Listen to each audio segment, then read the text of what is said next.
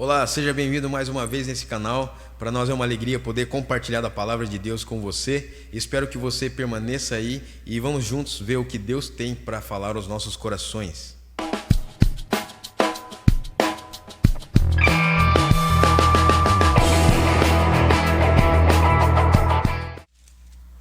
Capítulo 7 de 2 Coríntios, versos 10 e 11. Aqui Paulo está falando a respeito de atitudes que alegram o Senhor. E naturalmente ele, como apóstolo, estava se alegrando pela vida desses irmãos, dessas pessoas que congregavam na igreja de Corinto, aonde Paulo plantou e Paulo ensinou a palavra de Deus.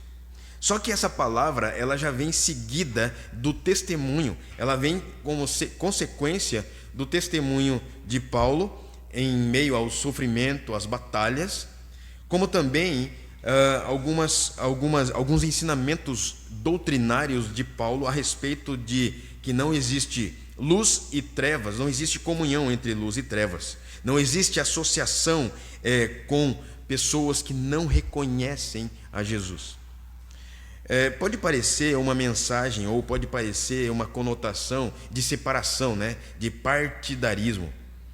Só que eu quero dizer uma coisa para você a respeito disso. Quando nós amamos a Jesus e quando nós entendemos que Ele nos ama, nós também amamos as pessoas. Porque a Bíblia diz, ame a Deus sobre todas as coisas, com toda a sua força, com todo o seu entendimento, com todo o seu coração, com toda a sua vida, e ao próximo como a ti mesmo. Então o Senhor, Ele nos ama e nos faz amar-nos a nós mesmos. Isso reflete na vida das pessoas. Então você não é excluído da minha vida porque eu estou ligado em Jesus, porque eu amo Jesus, Ele me ama. Esse relacionamento de amor me faz olhar para você e ir atrás de você, buscar você e honrar você também. Então não é uma conotação, passa bem longe a ideia de que fazemos acepção de pessoas ou separamos as pessoas. Pelo contrário, você que está me ouvindo aqui, seja da igreja ou não, Jesus ama você e Ele coloca pessoas para amar você também. Pode ter certeza disso. Quando você estiver triste, desanimado, Ele levanta pessoas para te encorajar, Ele levanta pessoas para te animar. E Ele levanta um grupo para orar por você, E, pois bem, 2 Coríntios capítulo 7, versos 10 e 11, na minha versão diz o seguinte: a tristeza conforme o Senhor não produz remorso, mas sim uma qualidade de arrependimento que conduz à salvação. Porém a tristeza do mundo traz morte, pois vede o que esse constrangimento segundo a vontade de Deus produziu em vós. Que dedicação, mas igualmente que defesa própria, que indignação, que temor, que saudade, que preocupação, que anseio por ver a justiça estabelecida. Em todos os aspectos provaste estar inocentes nessa questão. Sabe que Paulo aqui ele está falando para uma igreja bastante problemática em relação a tudo que diz respeito a uma vida eclesiástica, uma organização eclesiástica. Estava uma igreja muito crua em todos os princípios, mas eles estavam conservando algo que eu e você podemos entender como uma vida de arrependimento. Jesus ensinou nos evangelhos, pelo menos nos 3 evangelhos, Mateus, Marcos, Lucas, sobre arrependimento, sobre frutos de arrependimento. E frutos de arrependimento não é simplesmente eu conquistar o coração de outra pessoa para Jesus. Não é eu trazer as pessoas para a igreja, mas é eu ter uma vida de santidade e a partir disso promover a manifestação do amor e da graça de Deus na vida de outras pessoas. É eu ir em resgate a outras pessoas porque eu estou vendo que elas estão indo para outro caminho e elas não estão entendendo ou enxergando o caminho do Senhor. E também a ideia de compartilhar dessa palavra é porque várias pessoas já me perguntaram, como também em seus corações há essa dúvida, mas eu preciso me arrepender do quê? Eu já estou vivendo bem, a minha vida está boa, eu não estou tendo problema com ninguém, eu não sou mal com ninguém, eu sou bonzinho, eu não faço nem nada de errado, eu estou sempre bem, não é? E do que eu tenho que me arrepender? Mas a Bíblia diz que nós precisamos nos arrepender dos maus caminhos. Meu querido, minha querida, você que está ouvindo, nós temos maus caminhos até quando nós nos encontramos com Cristo. E a partir da nova vida com Jesus, tudo muda. Porque a Bíblia diz que Ele faz nova todas as coisas. Não é? Então, eu preciso me arrepender sim. A Bíblia lá no Antigo Testamento diz assim, se o meu povo, ou seja, aquele povo que diz, eu sou de Jesus, se humilhar e orar, buscar a minha face, se converter dos seus maus caminhos, eu os ouvirei, perdoarei os seus pecados e sararei a sua terra. Significa que para eu ter cura, restauração, significa que para eu ter uma nova vida, eu preciso me arrepender de tudo que eu já cometi lá no passado, de tudo que eu não senti, mas eu errei. Uma escolha que o homem fez lá no passado, lá em Gênesis capítulo 3, foi desobedecer a ordem de Deus. E isso trouxe consequências graves, ou seja, trouxe a separação do homem de Deus. Porque Deus criou o homem à sua imagem e à sua semelhança. Isso faz com que o homem, quando ele foi criado, ele era perfeito, meu querido. Só que agora o pecado manchou isso, desconectou o homem de Deus. Por isso, da palavra religião, significa o quê? Religar. Religar o quê? O homem a Deus. Pois bem, falando de arrependimento, eu preciso me arrepender dos maus caminhos. Todas as coisas que eu cometi no passado, até o que os meus avós, os meus pais causaram, e isso abriu um legado aonde está sendo trazido para a minha vida, e eu às vezes sofro, eu já falei sobre isso, às vezes eu estou sofrendo situações que eu não sei o que é, eu não sei porquê, mas foram causadas lá atrás pelos meus antepassados, pelos meus antecedentes. E você, meu querido, minha querida, que descendência você quer para a posteridade, para frente? O que você quer a partir da sua vida? Você quer uma vida, você quer perdurar esse legado? Você quer permanecer dessa maneira? Você quer ver uma bagunça dentro da sua casa? Você se agrada disso? Você continua se contente com a bagunça que possa estar também na sua cabeça? Sabe que muitas pessoas vivem, elas não liberam perdão porque elas não se sentem perdoadas. Muitas pessoas elas não amam porque não são amadas. Muitas pessoas elas não recebem, elas não fazem nada porque também não fizeram nada por elas. Então é algo consequencial. Mas o que eu quero dizer para você hoje talvez possa mudar essa situação, essa perspectiva, e também você possa entender: então é isso que é arrependimento, então é isso que eu preciso para a minha vida, e em nome de Jesus você possa tomar uma decisão. Não é simples, eu sei, não é fácil você ser confrontado com algo verdadeiro e você ficar de boa. Realmente, quando alguém é confrontado com a verdade, a gente não gosta, né? O nosso orgulho muitas vezes é muito mais alto do que a verdade sendo proposta para cada um de nós. Bom, mas aqui o texto começa dizendo assim: a tristeza conforme o Senhor não produz remorso, mas sim uma qualidade de arrependimento.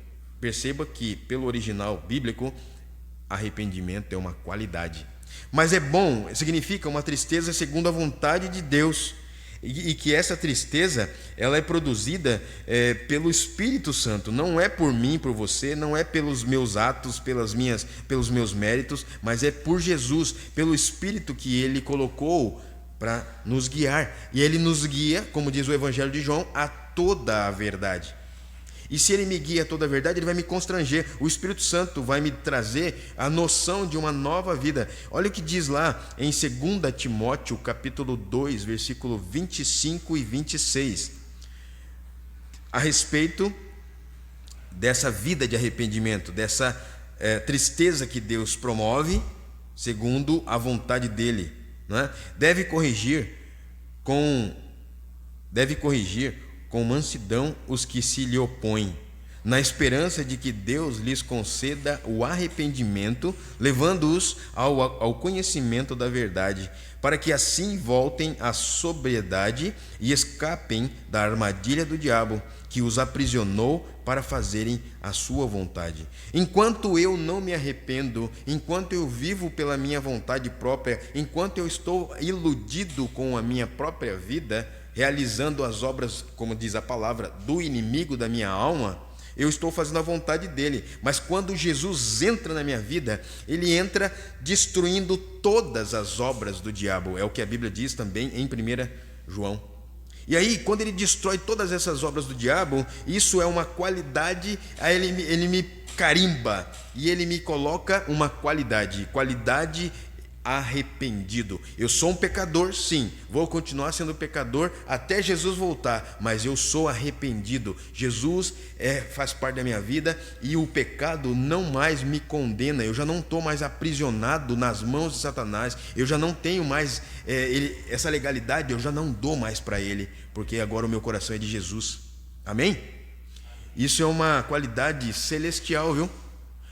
Você passa a ter uma qualidade celestial, uma qualidade transcendente, ou seja, uma qualidade que eu e você não conseguimos compreender, uma qualidade espiritual. Não é muito compreendida naturalmente, mas o Espírito Santo, como diz a Bíblia aqui também em Coríntios, que o Espírito Santo faz você entender as coisas espirituais, porque elas são discernidas espiritualmente.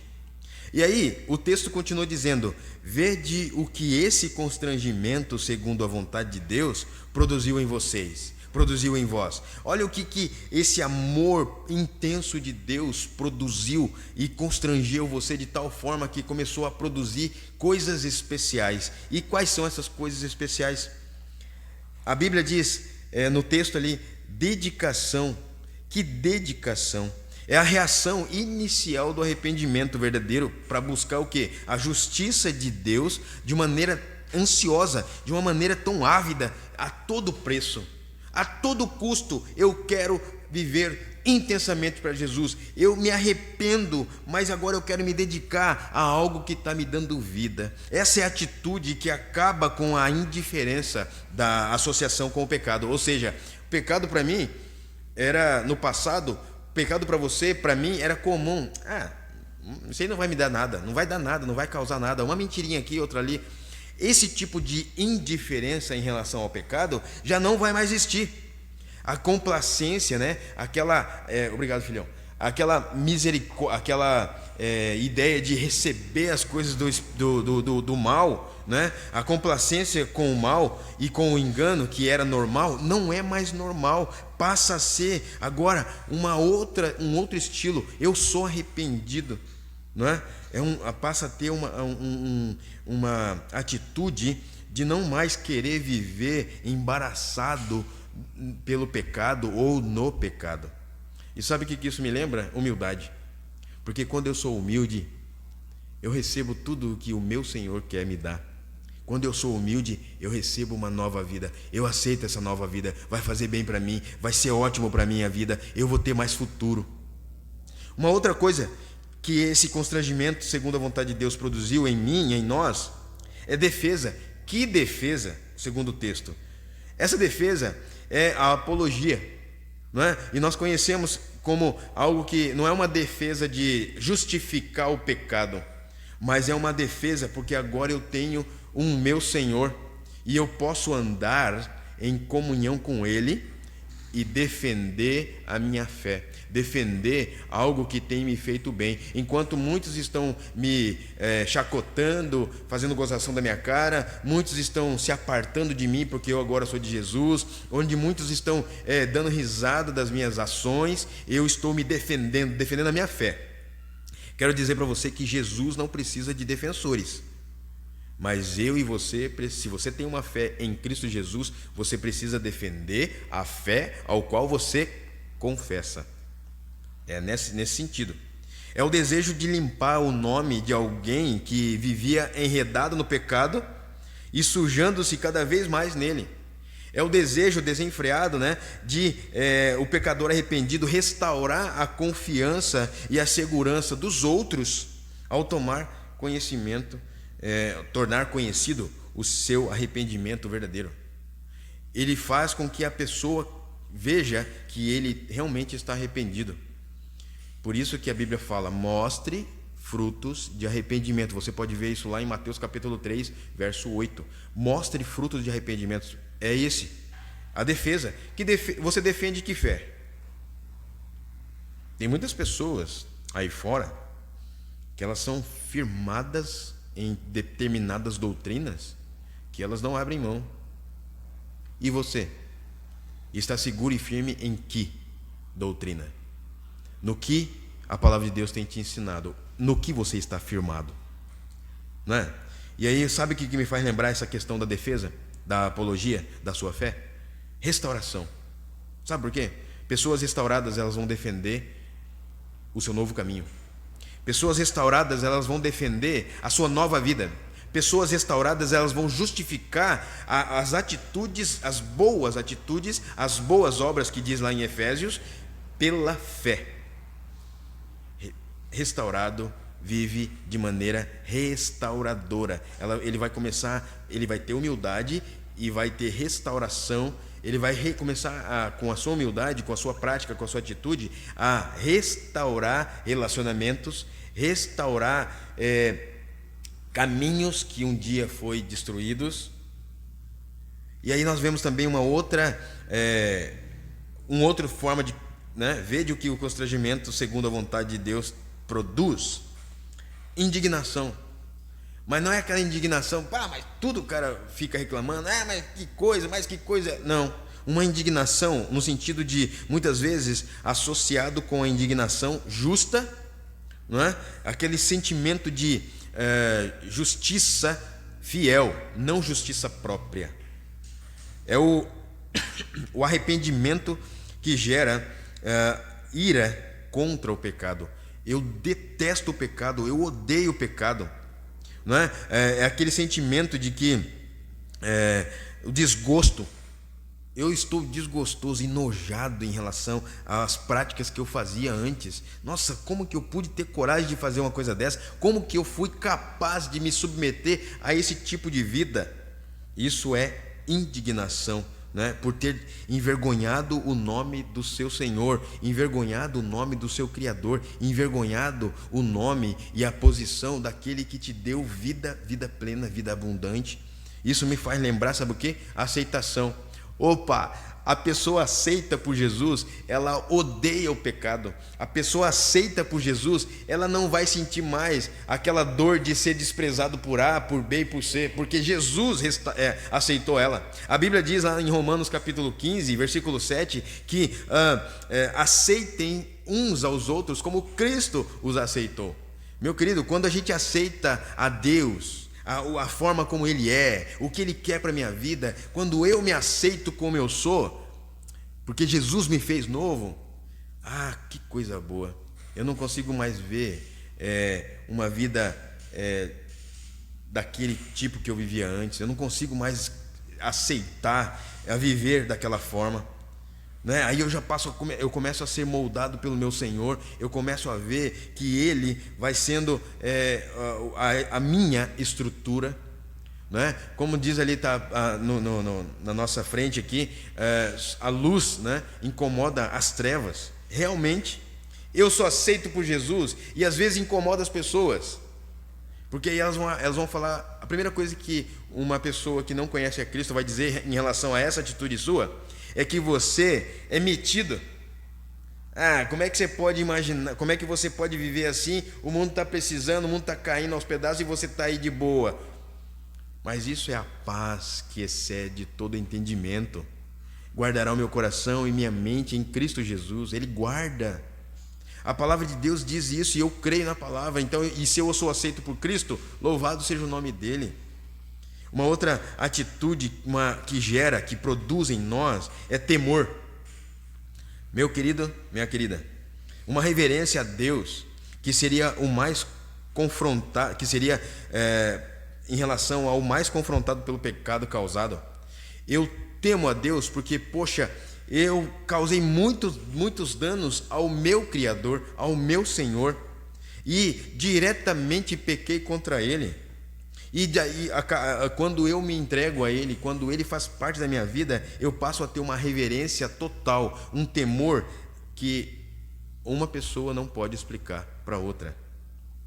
E o arrependimento conduz o indivíduo, a pessoa, a um temor saudável, daquele que castiga e julga o pecado, não o pecador.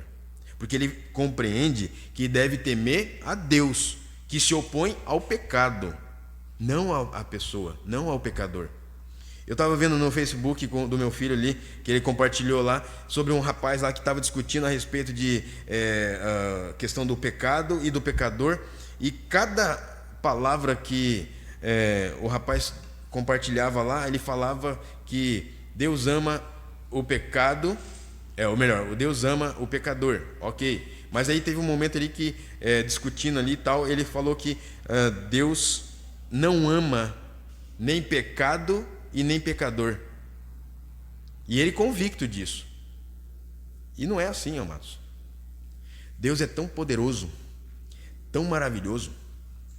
E aí é por isso que os atributos dele, dependendo do atributo, não alcança o homem. Ou seja, não existe atributos, ele não compartilha atributos que é somente dele. Onipotência, onisciência e onipresença. Significa que ele é todo poderoso, ele está acima de qualquer conceito que eu e você possa ter, e qualquer ação que possamos ter. Ele é onisciente, ele sabe todas as coisas, ele não precisa de você dizer nada, ele já sabe. E ele é onipresente, ele pode estar em qualquer lugar, independente se você quer ou não. Inclusive, ele está num lugar onde você não espera que ele esteja, que é o seu coração. Amados, isso produz temor. Aquele constrangimento em relação ao arrependimento traz temor. Esse temor leva um nome. É o processo conduzido pelo próprio Deus. E eu me lembro de santidade ou santificação. É uma vida que eu escolho viver. Eu escolhi. O meu Senhor me amou e se entregou por mim. Agora eu vou viver para Ele. Eu vou me dedicar a Ele. Eu vou defender a minha fé. Eu vou ser indignado contra o pecado porque eu fui aceito por Jesus. E eu temo ao meu Deus porque produz em mim santidade. Santidade é o processo de busca incessante a Deus. Eu passo a ter um relacionamento com Ele e buscar as coisas que é do alto, como diz Colossenses capítulo 3. E aí produz também uma outra coisa, saudades. É aquela saudade, né? Pô, eu tenho saudade do A, do B, do C, que foi embora e nunca mais nos falamos. Não. Poderia ser traduzido por nostalgia ou anseio por. Um anseio por. Diz respeito, sabe o quê? Ao desejo do pecador arrependido de restaurar o relacionamento com aquele contra quem pecou. Ou seja, lá no passado, o homem pecou desobedecendo a Deus. Isso trouxe diversos problemas, trouxe diversas questões que separaram o homem desse relacionamento intenso de amor com Deus. E Deus maravilhosamente promoveu diversos eventos nesse mundo para que o homem pudesse olhar para cima e reconhecer o Senhor como o único Deus. E queridos, de verdade, Jesus, Ele nos ama, o Senhor Deus, Ele nos ama, e Ele tem saudade do nosso relacionamento original, e Ele produz isso em nós, porque nós escapamos da vontade de Deus, nós escapamos da presença de Deus, nós saímos da presença de Deus, e agora Ele faz de tudo para nos resgatar, e eu continuo teimoso, eu continuo resistindo a esse amor incondicional, eu continuo resistindo a obedecer a Deus, eu vou sofrendo, até que chega um ponto em que deu. É onde Ele diz para você, ó, meu filho, a minha graça te basta, vem aqui, deixa eu te dar um abraço. E aí Ele te dá um abraço, só que Ele não fica só no abraço, tá? Ele vai te dar um abraço, Ele começa a tirar toda aquela sujeira que você se envolveu, tudo, toda sujeira. Ele te tira até o passado, onde Ele diz assim, ó, não me lembrarei mais de nenhuma das suas transgressões. Meu querido, tu sai para outro lado limpo, tu sai para outro lado santificado, separado, animado, poderosamente restaurado. E aí, sabe o que isso também leva? O pecador, ele restaura o relacionamento com quem o criou. É onde ele abre mão de tudo para ter esse relacionamento de amor e de conservar esse relacionamento de amor ao Senhor, com o Senhor e pelo Senhor. E aí eu me lembro, sabe do que? Renúncia.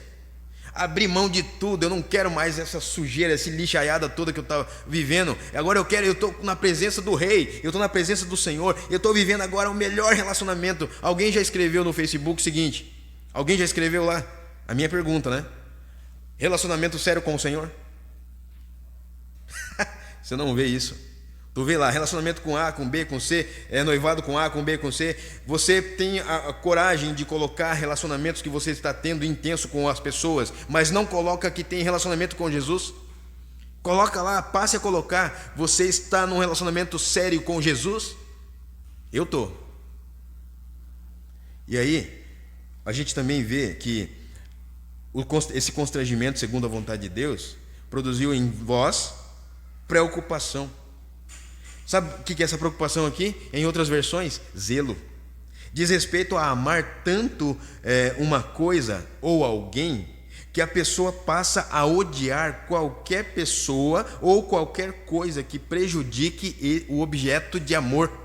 O objeto desse amor, ou seja, a minha direção de amar é Deus, e Ele me ama. Esse relacionamento, eu passo a ter zelo por Ele, eu defendo a minha fé e eu passo a ter um zelo, uma preocupação de que nada nem ninguém venha a atrapalhar esse tipo de relacionamento. Não no sentido de desejar aniquilar a pessoa, tirá-la de cena, tirá-la do caminho, ou o objeto propriamente dito, mas de odiar o mal que isso causa. Ou seja, eu não vou mais me sentar na roda dos escarnecedores, eu não vou mais combinar com os palavrões que os meus colegas falam, eu não vou mais combinar com as mentiras que as pessoas falam, eu não vou mais ficar defendendo no Facebook ou em qualquer rede social que sobre isso, sobre aquilo, sobre coisas que são generalizadas.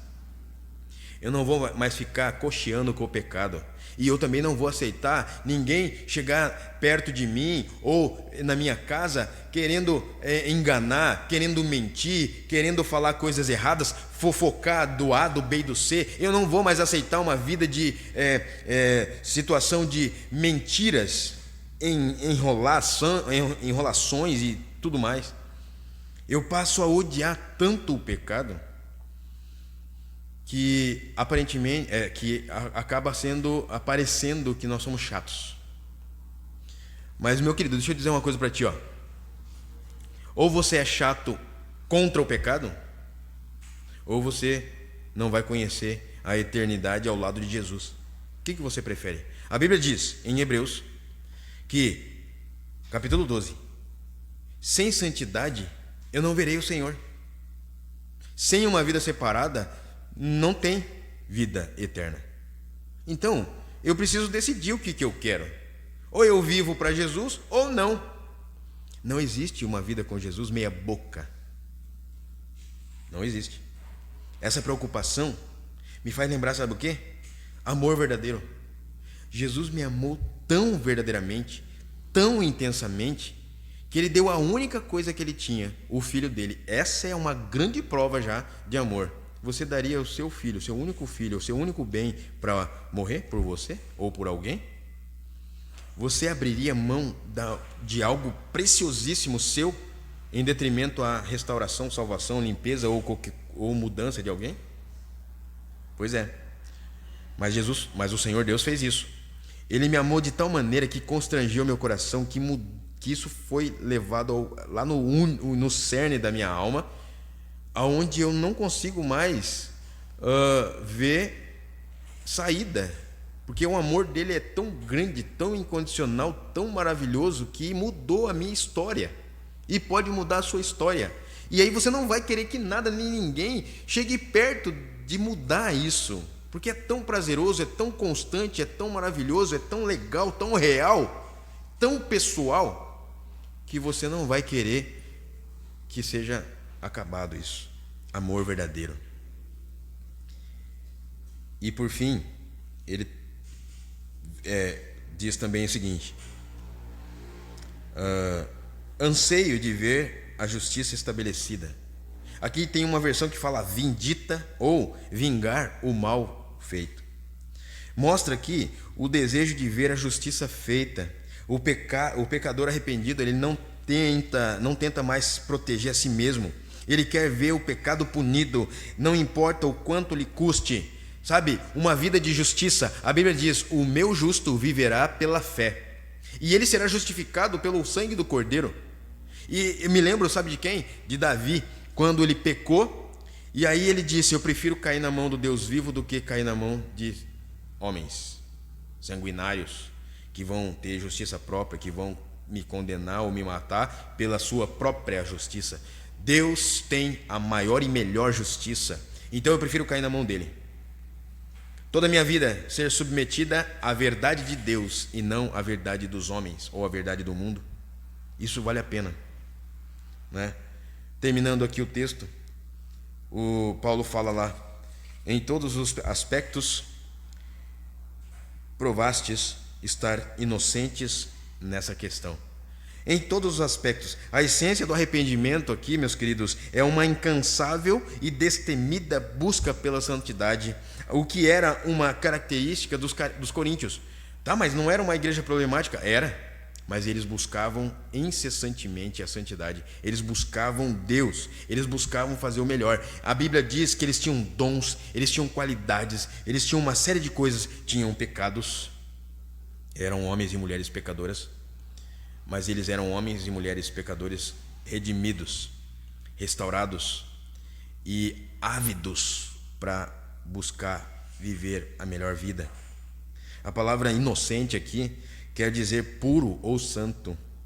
Eles demonstraram a integridade do arrependimento deles por meio da pureza. Então a gente aprende nessa palavra sobre arrependimento verdadeiro, que não é só levantar a mão. A Bíblia diz que Jesus nos perdoa e nos purifica de toda a iniquidade. Ele é justo, fiel e justo. Ou seja, ele cumpre a sua palavra e ele é justo para filtrar toda a nossa vida por meio da purificação da nossa alma, onde eu me coloco para ele, onde eu vivo com ele, vivo para ele, e ele vai me limpando. À medida em que eu vou me relacionando com ele, ele vai me limpando e me renovando, e a partir disso eu vou vivendo uma vida verdadeiramente restaurada. E aí eu posso, sabe o quê? Olhar para Jesus e entender sobre arrependimento, e entender que ele me resgatou. Eu não sou merecedor da graça. O que é graça? Favor que eu não mereço, e eu recebi. E eu passo a entender, poxa, que arrependimento verdadeiro é esse, não é? Que maravilha de vida é essa, aonde eu consigo aceitar o que Jesus quer para a minha vida. Aceite o perdão dele. Se arrependa da sua vida, dos seus maus caminhos. Se arrependa. Pelo menos 2 homens na Bíblia, pelo menos, de exemplo, profetas de Deus, eles se arrependeram pelo mal que a nação deles, o povo deles, fizeram contra Deus. Sabe que a Bíblia diz: feliz a nação cujo Deus é o Senhor. Mas não assim declarando: o Brasil é do Senhor Jesus, o São Paulo São Paulo do Senhor Jesus, Porto Alegre do Senhor Jesus. Como se tem essas desgraças acontecendo ainda? Se tudo é do Senhor Jesus, haveria paz. Então há uma grande diferença em declarar isso e em declarar isso e viver isso, ter isso real. A questão que eu estou dizendo aqui, amados, é que feliz é a nação, feliz é o povo cujo Deus é o Senhor desse povo, aonde reconhece o seu amor, aonde reconhece que precisa de perdão, porque Jesus ele dá o seu perdão, mas você precisa entender e reconhecer que você precisa ser perdoado dos seus maus caminhos. Amém? Que bom que você esteve conosco. Espero que Deus tenha falado profundamente ao seu coração e em nome de Jesus seja abençoado.